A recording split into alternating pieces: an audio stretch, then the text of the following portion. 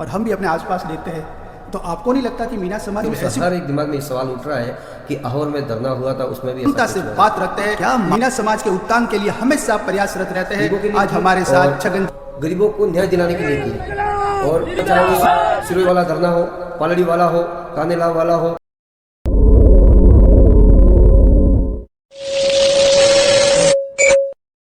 नमस्कार दोस्तों, आप देख रहे हैं सिंगा अनफिल्टर्ड शो।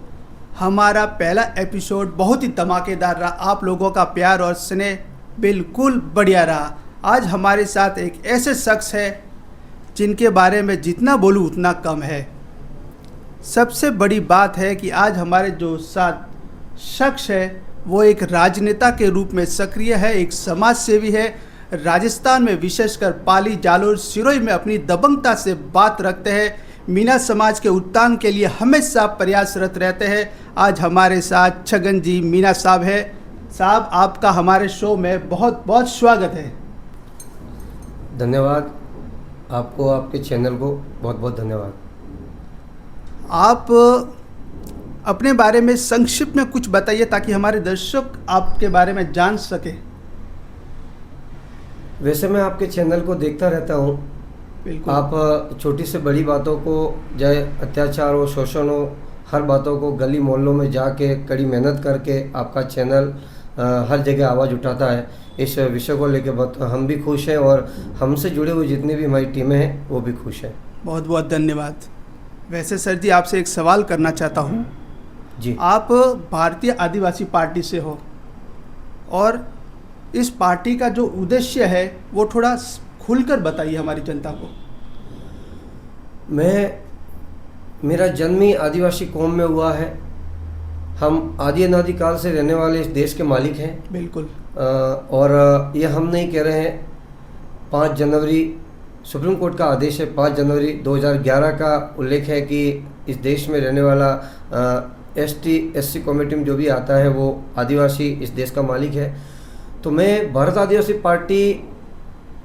पार्टी को नहीं देखते हुए हमारे जितने भी पार्टी से जुड़े हुए कार्यकर्ता हैं, विधायक हैं, सांसद हैं, वो जब भी चाहे लोकसभा हो चाहे विधानसभा हो, वहाँ गरीबों के हित की आवाज़ उठाते हैं। जिनके मतलब कोई नहीं है, उनका भारत आदिवासी पार्टी एक भगवान के रूप में बन के जाकर उन गरीबों की मदद करती है। विधानसभा में प्रश्न उठाती है, लोकसभा में प्रश्न उठाती है। और कहीं भी छोटी सी बात भी अगर पता चल जाए कि यहाँ किसी को ज़मीन छीनी गई है या किसी के साथ अत्याचार हो रहा है, शोषण हो रहा है, तो वहाँ कांग्रेस बीजेपी नहीं जाती है।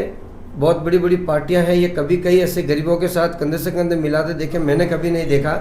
और जब मुझे इस बात का पता चला कि भारत आदिवासी पार्टी गरीबों के हित की आवाज़ उठाती, इसलिए मैं भारत आदिवासी पार्टी को लाइक करता हूँ और भारत आदिवासी पार्टी से मैं अध्यक्ष भी हूँ। तो ये जो पार्टी है ये सिर्फ राजस्थान में सक्रिय या फिर पूरे भारत में? हमारी आदिवासी पार्टी पूरे भारत में सक्रिय है।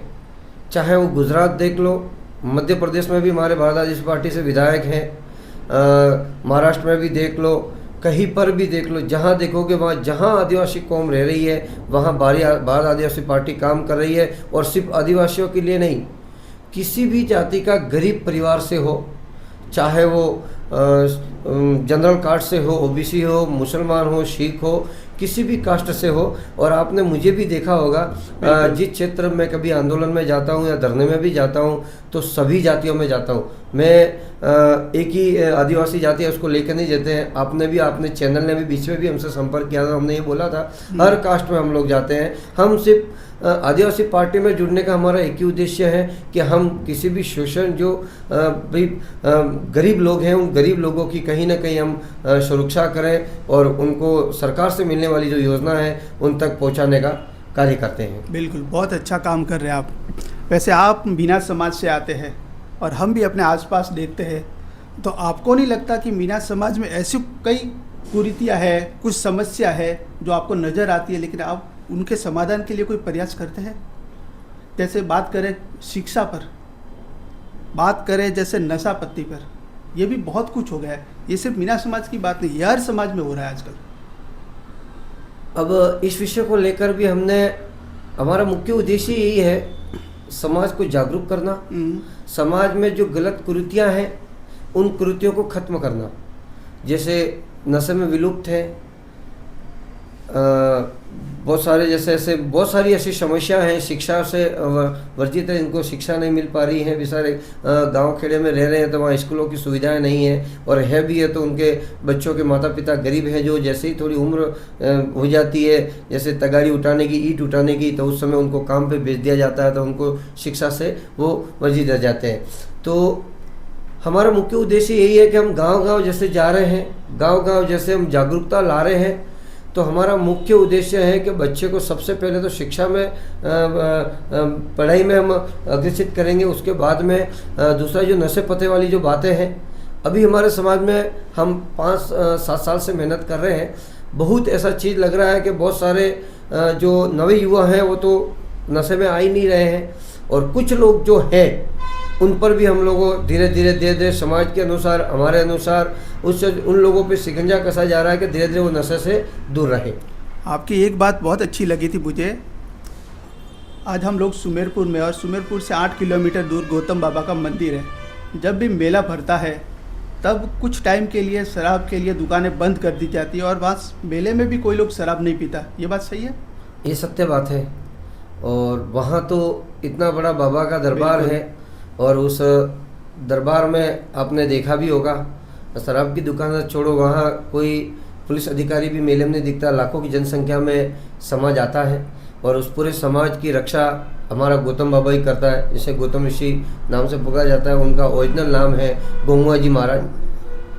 अब वहाँ जो शराब की दुकान है, हम तो चाहते हैं कि आजीवन तक बंद रहें, लेकिन प्रशासनिक अधिकारी उनकी मनमानी कर लेते हैं। फिर भी हमारी कोशिश रहेगी कि आने वाले समय में उन चीज़ों के, बाबा के दरबार के आसपास जितने भी कुछ 5-7 किलोमीटर की दूरी पे जो दुकानें हैं, इन दुकानों पे बंद करवाने की कोशिश करेंगे हम। मैं भी चाहता हूँ बंद हो, क्योंकि राजभर मेरा ननियाल है। जरूर आपकी बात का पड़ोसी है हमारे। आपकी बात का हम समर्थन करते हैं, और इस बात को गौर से जजमेंट में लेके चीज़ को हम आगे। बिल्कुल। और ये कहना चाहता हूँ, जैसे आप अभी तक आपने बहुत सारे आंदोलन किए हैं, उन आंदोलनों में कोई ऐसा आंदोलन था जिसका प्रभाव सबसे ज़्यादा रहा और सबसे प्रभावशाली रहा आप पर? देखो, मैं संघर्षशील आदमी हूँ। वो तो हमने देखा वीडियो में भी, और हर बार देखते हैं। मेरा परिवार लो कैटेगरी से आता था। ठीक है। हमने बड़ी मुश्किल से मेहनत करके संघर्ष झेला है। संघर्ष जैसे बिछाने का बिस्तर है तो ओढ़ने का नहीं है।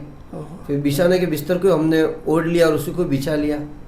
अब मैं शाम को रोटी नहीं मिली तो हमने मिर्ची के साथ दिन काट लिए, लेकिन हमने संघर्ष झेला है, गरीबी देखी है। गरीबी देखी है, और उस गरीबी को देखते हुए हमारा ऐसा कोई आंदोलन या ऐसा कोई धरना नहीं है जिसमें हम सक्सेसफुल नहीं रहे।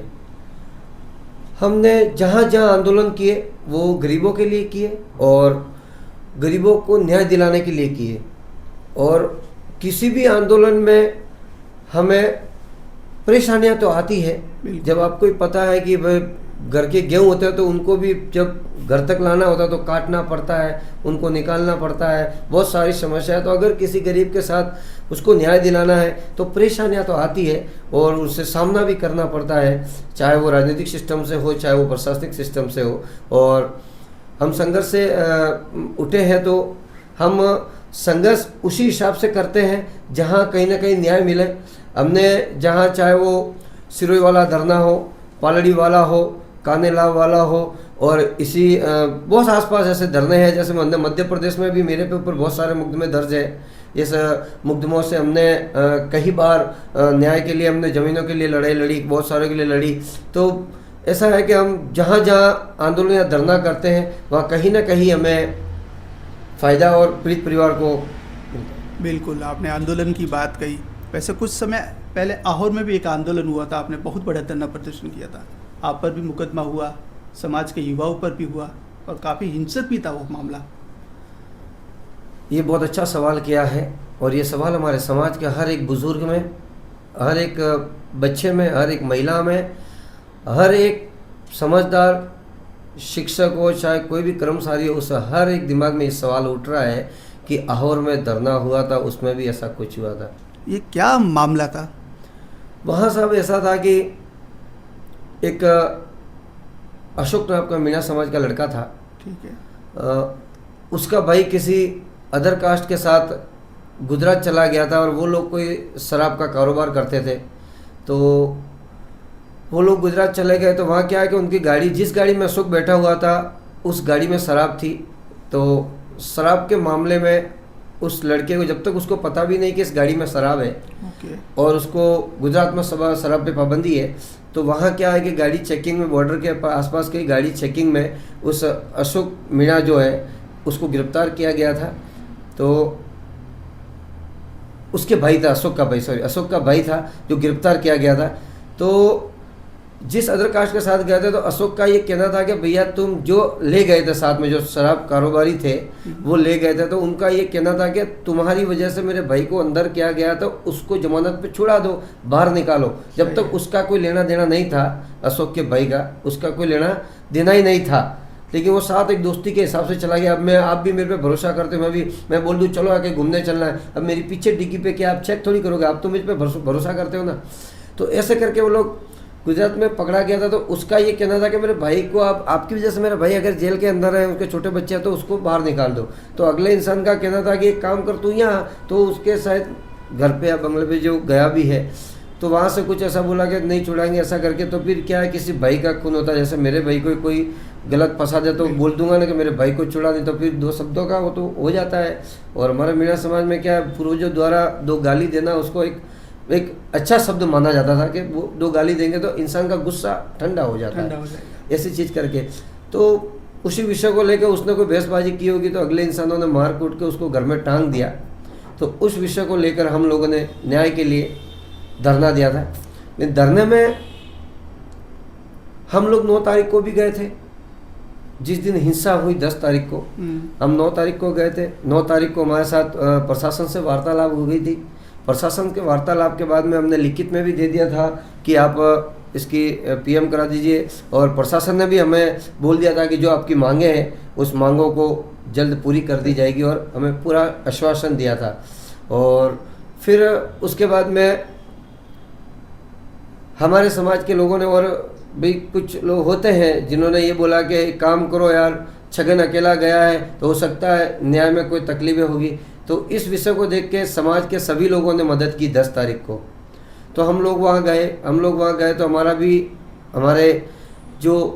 हमारे समाज का ट्रस्ट है, उस ट्रस्ट के सभी जितने बड़े बुजुर्ग हैं सभी लोग आए, और पूरा हमारे 11 परगना कहते हैं, तीनों जिलों से मीणा समाज हजारों की संख्या में आई थी। और उनका भी यही कहना था कि भाई पीड़ित परिवार को न्याय मिले, है ना। और बात रही हिस्सा की, हम स्वाभिमानी लोग हैं, हम कानून को हाथ में लेते नहीं हैं और संविधान के खिलाफ कभी नहीं जाते हैं। कुछ लोग राजनीतिक से जुड़े हुए लोग थे, जो वो लोग वहाँ आ गए और वो लोग कह रहे हैं कि मीणा समाज कई समय से गुमराह है, टुकड़ों में बांट रखा है, आज ये एक कैसे हो गया। अगर आज एक हो गया तो आने वाले समय में, चुनाव के समय में हमें कहीं नुकसान पहुंचाएगा। तो उन लोगों ने षड्यंत्र करके, हमारे ट्रस्ट के अध्यक्ष महोदय हैं उनको और बहुत सारे लोगों को तो पहले डराया, उनको डरा के, क्योंकि देखो ऐसा होता है कि जब इंसान को किसी चीज़ों से डराया जाता है तो डर जाता है। क्यों कि डर एक बार हो जाती, तो डराया और उनको बोला कि आप तो यहाँ से चले जाओ। और फिर उनको पता है कि जब ट्रस्ट का अध्यक्ष मजबूत है इन समाज के साथ में, तो इसलिए अगर ये यहाँ से जाएगा तभी इनके साथ हम घटना घटित कर सकते हैं। पर हमारे अध्यक्ष को गुमराह करके वहाँ से उन लोगों ने, जो राजनीति से जुड़े हुए लोग हैं, उन्होंने वहाँ से बेला फैसला के निकाल दिया। फिर भी हम लोग वहाँ मोर्चरी में डटे रहे। फिर कुछ लोग राजनीतिक लोग थे जो ना, हम लोगों ने बोला भी नहीं, हमारे पास कुछ वीडियो अवेलेबल है, फिर भी लोग रोड पे गए। रोड पे राजनीतिक लोगों के कहने से गए कि आप रोड पे जाओगे तभी तो तुम पे मुकदमे होंगे, और उस मुकदमों में वो नहीं फंसना चाह रहे थे। हमारे जो सरकारी कर्मचारी थे बहुत सारों की भविष्य खराब करना चाह रहे थे। लेकिन हमारे बच्चे जो युवा साथी हैं, बड़े बुजुर्ग हैं, बहुत सारे ऐसे हैं जो समझदार हैं, जो उन्होंने कानून हाथ में नहीं लिया। और फिर भी हमारे अध्यक्ष साहब ने मिल के उनको कितना डराया धमकाया, फिर भी हमारे साथ कंधे से कंधे मिला खड़े रहे।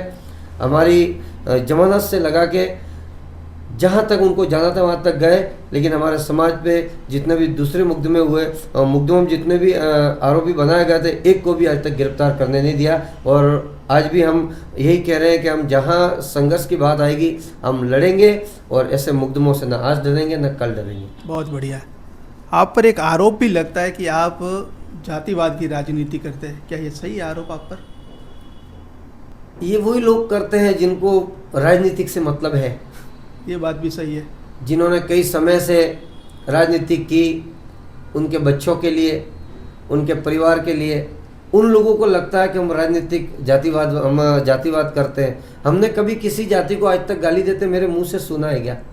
या किसी भी जाति को हमने राम राम करते हम हर जाति से कंधे मिला के रहते हैं। जाति क्या होती है? इस देश में जाति कुछ नहीं है। जाति देश में ढाई है, ये तो ठीक है, किस हिसाब से हुआ या किस, वो बहुत बड़ा इशू, इसको लेना चाहे तो लंबा है, लेकिन इसमें इंसान, आदमी, औरत और जो नपुंसक कहते हैं, जिनको चक्का कहते हैं, वो आधी जाति होती है। ढाई जाति इस देश में है, बाकी कोई जातियाँ नहीं। और बात रही जातिवाद की, हमने तो कभी सोचा ही नहीं। हम तो कह रहे हैं कि हम हर जाति के लिए कंधे से कंधे मिला के, हर जाति से मिलजुल के, आज हम बिजनेसमैन हैं, आज अगर गरीबी से ऊपर उठे तो हमारा समाज इतना बिजनेसमैन या इतना पैसों वाला थोड़ी है जो हमें आज करोड़ों में या लाखों में ले जाएगा। हम हर जाति से जुड़ के चल रहे हैं, तब तो हम बिजनेस चला रहे हैं और हमारा व्यापार चल रहा है और हम धंधा कर रहे हैं, चाहे वो पत्थर का हो, चाहे कोई छोटा मोटा हो, सभी जाति से मिल के चल रहे हैं। तो आपने अभी तक, जैसे आप बोल रहे हैं कि मैंने जातिवाद की राजनीति नहीं की, आपने कई आंदोलन किए समाज के लिए, तो मीना समाज के अलावा दूसरे समाज में भी आंदोलन में गए आप? मैं गया। आप देखिए जालोर में अभी भिल समाज पे अत्याचार हुआ, मैं गया, आपने देखा होगा। मेघवाल समाज पे होता तब भी हम जाते हैं, देवासी समाज में भी होता है। यहाँ भी बिजली में करंट से अभी जब मैं खुद वहाँ धरने में बैठा, और बात रही, मैं हर जाति से मिल के चलता हूँ। हमारे मध्य प्रदेश में करनी सेना बनी हुई है, जीवन सिंह जी से आप पर्सनल एक बार इंटरव्यू ले सकते हैं। हम उस करनी सेना से भी कंधे से कंधे मिला के साथ में हैं। बात रही अभी हमारे सर्व समाज का बहुत बड़ा आंदोलन था, धरना था, मैं जयपुर में भी गया था। हम सर्व समाज से, हमारा ऐसा कुछ नहीं है। और हमें जब लग रहा है कि किसी गरीब से हो, चाहे वो किसी भी समाज से हो, चाहे वो ब्राह्मण से हो, जैन से हो, किसी भी से हो, गरीब परिवार के लिए हम कंधे से कंधे मिलाकर साथ रहेंगे। हमने जातिवाद कौन करता है? जैसे अभी देखो बीजेपी कर रही है, मुस्लिम मुस्लिम मुस्लिम करके, ये लोग जातिवाद करते हैं। हम लोग कभी जातिवाद नहीं करेंगे। हम एक स्वाभिमानिक लोग हैं और हम लोग हर जाति के साथ कंधे से कंधे मिला के रहेंगे, साथ खड़े रहेंगे। बिल्कुल। एक सवाल और है मेरा आपसे, आपके और अपने बाली विधायक पुष्पेंद्र सिंह जी राणावत, इनके एक ज़मीन मैटर पर एक ऑडियो वायरल हुआ था, इसकी सच्चाई कुछ बताएंगे हमको? वो ऑडियो सत्य था। सत्य था? किसी गरीब की ज़मीन थी, उस ज़मीन के विषय को लेकर हमें भी अभी पता चला है कि पुष्पेंद्र सिंह जी को भी कहीं आगे से दबाव दिया गया था, तो गुमराह करके लाया गया था। तो जैसे कि जिस उदयपुर में जो ज़मीन थी, वो ज़मीन मीणा की थी और वो रह रहे थे नाना के पास, कागदड़ा, जो कागदड़ा बाली विधानसभा में आता है। ओके।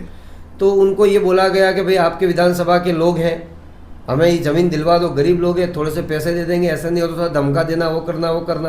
तो वही आइडिया में बोल रहे हैं कि या तो ज़मीन दे दो या सरकार को दे देंगे या वो कर देंगे, जो आइडिया आपने सुना होगा। बिल्कुल। वो ज़मीन करोड़ों रुपए की थी और पुष्पेंद्र सिंह जी के साथ में जो थे, उनका ये उद्देश्य था कि ज़मीन हम लाखों रुपए में ले लें, कुछ पैसे दे के ले लें, गुमराह करके, दबाव डाल के, क्योंकि यहाँ के विधायक है, और फिर अगर ऐसे भी नहीं लेंगे तो कहीं भी सिस्टम करके ले लेंगे। तो उन लोगों ने, हम लोग जब हमने विधायक जी आए, हमसे मिले, हमारे पास एविडेंस भी है, हमने विधायक जी का मान सम्मान किया, क्योंकि हम तो विधायक जी के जब छोटे थे सबसे उनसे जुड़े हुए हैं, हमारे मामा परिवार भी उनसे जुड़ा हुआ है और बहुत सारे ऐसे हमारे सगा संबंधी जो विधायक जी से करीब है, और हमने भी कभी उनके बारे में बुरा नहीं सोचा था। लेकिन उस आइडिया के बाद में प्रशासनिक अधिकारियों ने गलत तरीके से एफआईआर करके गरीबों से जो ज़मीन हड़पी गई, तब से हम उनके विरोध में हैं, क्योंकि जो गलत करता है उनका साथ ना हम, चाहे वो विधायक जी हो, चाहे वो सांसद जी हो, चाहे वो मुख्यमंत्री प्रधानमंत्री क्यों नहीं हो, गलत का विरोध हम खुल के करेंगे। बहुत बढ़िया। अगर फ्यूचर में आपको लगे कि विधायक बनना हो तो आप किस क्षेत्र से लड़ना चाहेंगे चुनाव? ये सवाल बीजेपी, कांग्रेस या खुद की पार्टी खड़ी करेंगे या फिर सीधा भारतीय आदिवासी पार्टी से ही? ये सवाल आपने जो किया है, ये सवाल हमारे समाज के बड़े बुजुर्ग व अदर कास्ट से जुड़े हुए जितने भी मेरे साथी हैं, बिजनेस से जुड़े हुए जितने भी हैं, सभी करते हैं कि आप चुनाव लड़ोगे या नहीं। मैंने पहले ही बोल चुका हूँ कि मैं चुनाव नहीं लड़ूंगा। क्यों? कारण? चुनाव लड़ने के बाद क्या होता है कि जैसे कि चुनाव लड़ने के बाद में आदमी का रिमोट पार्टियों के पास चला जाता है, ये और बात तो पार्टी सही। जैसा कहेगी, चाहे मैं एक बात है कि एक विषय से मैं निर्दलीय भी लड़ लूँ तो निर्दलीय इतने विधायक नहीं आएंगे कि मुख्यमंत्री बना दें।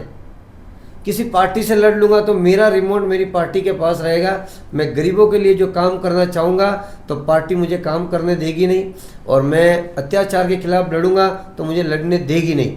क्योंकि जैसे अब मैंने सुनो कि चलो कोई बात नहीं, हमने बाप पार्टी से चुनाव लड़ा तो हमारा रिमोट बाप पार्टी के अधिकारियों, बाप पार्टी के प्रतिनिधियों के पास रहेगा। मैं चुनाव लड़ूंगा नहीं, लेकिन मैं शायद पंचायती राज चुनाव हो, जिला परिषद के हो, नगर निगम के हो, नगर पालिका के हो, पूरे मारवाड़ क्षेत्र में, पूरे भारत में भारत आदिवासी पार्टी के हम सदस्य और चुनाव के लिए हमारे समाज के लोगों को लड़वाएंगे और कंधे से कंधे मिला के हम साथ रहेंगे उनको जितवाने के लिए। आपने ये नहीं बताया कि आप किस क्षेत्र से लड़ेंगे। मैंने बोला ना, मैं चुनाव नहीं लड़ूंगा। नहीं लड़ोगे? कंफर्म? कंफर्म। और अगर फिर भी अगर लड़ना मैं चाहा, मेरे समाज ने अगर मुझे कहा कि आप इसके योग्य हो, सर्व समाज ने मिल के बोला कि आप इस लड़ने योग्य हो, आप इस पद पे जाके हमारे न्याय के लिए लड़ सकते हो, तो सबकी सहमति से लड़ सकता हूँ। लेकिन मैं मेरी इच्छा से कभी नहीं बोलूँगा कि मैं चुनाव लड़ूंगा।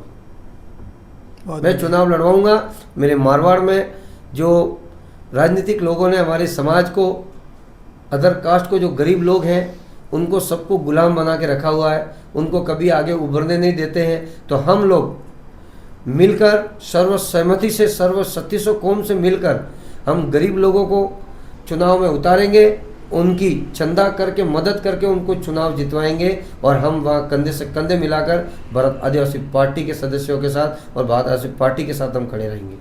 हम भी चाहते हैं कि आने वाले इलेक्शन में हर कोई युवा खड़ा हो। हमारा भी मुख्य उद्देश्य यही है।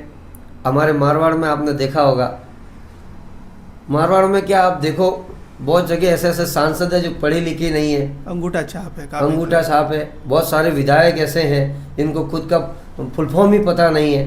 तो हम चाह रहे हैं कि पढ़े लिखे युवाओं को, जैसे रविंद्र सिंह जी भाटी है, बिल्कुल, नरेश मीणा है, राजकुमार जी रोत है, चंद्रशेखर जी आज़ाद है, ये जो पढ़े लिखे हैं आज विधानसभा में मजबूती से आवाज़ उठाते हैं।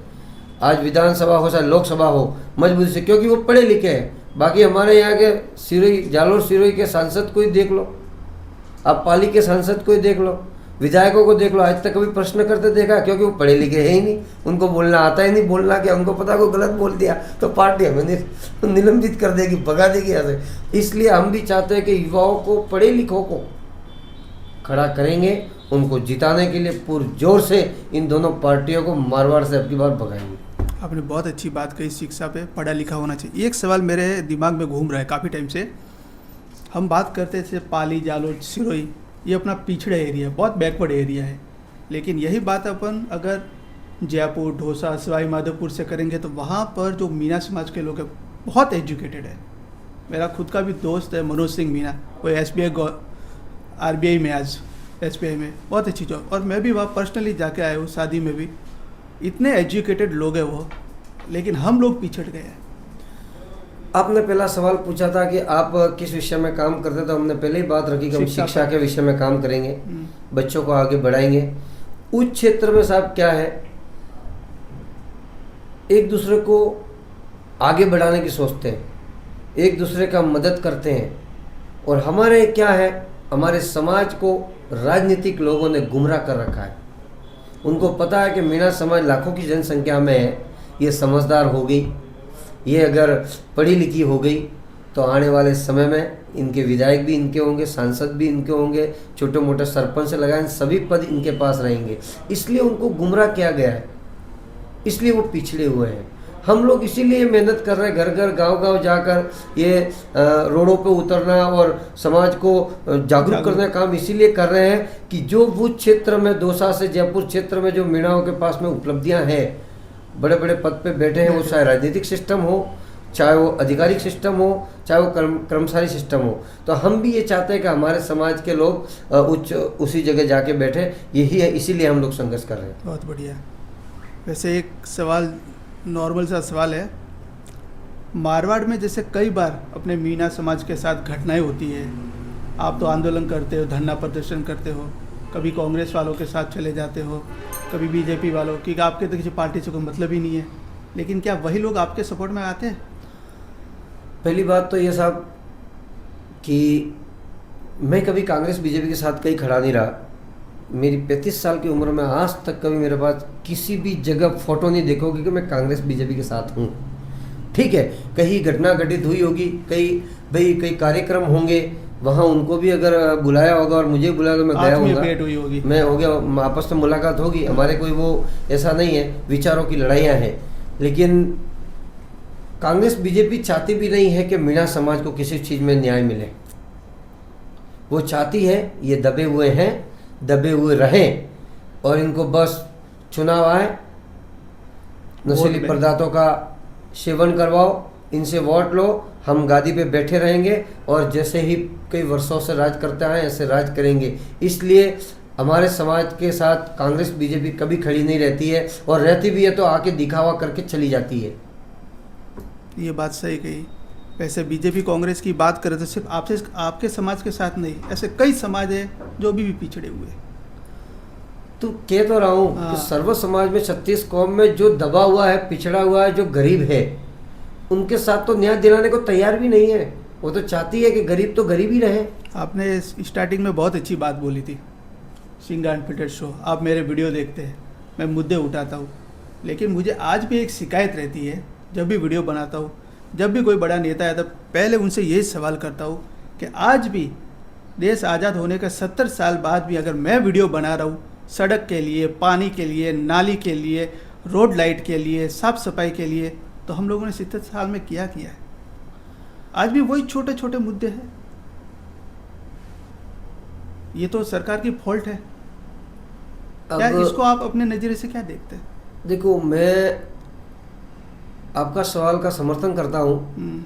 जो आपने सवाल किया है कि हम छोटे छोटे मुद्दों को लेकर रोड पर उतरते हैं, और ये जब तक तो ये कर्तव्य सरकार का बनता है बिल्कुल, कि भाई साफ सफाई करवानी है, या किसी को अवैध भूमि पे वो ऐसा करना है, या किस गरीब को न्याय दिलाना है, या उसको पट्टा देना है, या उसकी ज़मीन की हक अधिकार देना है, या किसी परिवार बच्चों की पढ़ाई नहीं हो रही है तो उनको कैसे मुफ्त शिक्षा देना है, इस विषय को लेकर आप मुद्दे उठाते हो।